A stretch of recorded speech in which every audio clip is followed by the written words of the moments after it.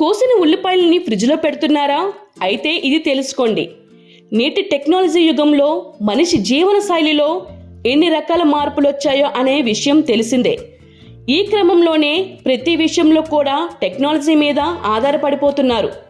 అయితే నేటి రోజుల్లో ప్రతి ఇంట్లో కూడా స్మార్ట్ గాడ్జెట్లు అందుబాటులో ఉన్నాయి.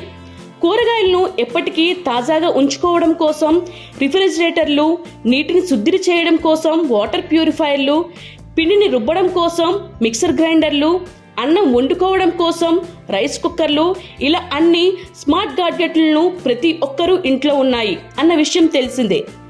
దీంతో ఒక్కప్పటిలా వంటలు చేయడానికి కానీ లేదంటే పిండి రుబ్బడానికి కానీ ఎవరు పెద్దగా కష్టపడడం లేదు.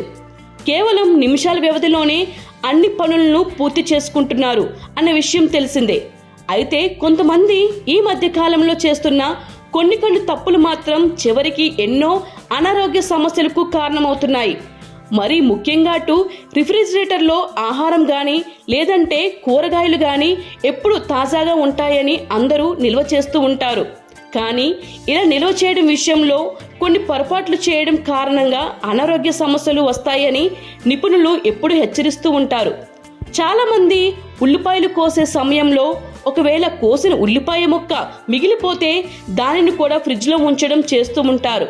అయితే ఇలా తరిగిన లేదా ఒలిచిన ఉల్లిపాయను ఫ్రిడ్జ్లో ఉంచడం ప్రమాదకరం అంటూ నిపుణులు హెచ్చరిస్తున్నారు.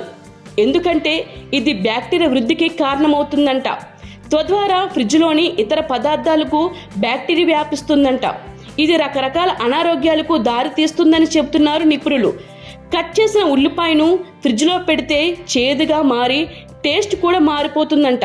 అందుకే అప్పటికప్పుడు కట్ చేసిన తాజా ఉల్లిపాయలను మాత్రమే వంటకాల్లో ఉపయోగించాలని సూచిస్తున్నారు నిపుణులు.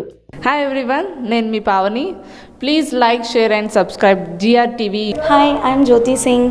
Please like and subscribe GRTV channel. అందరికీ నమస్కారం. నా పేరు Sambit. Please like and subscribe GRTV. Thank you.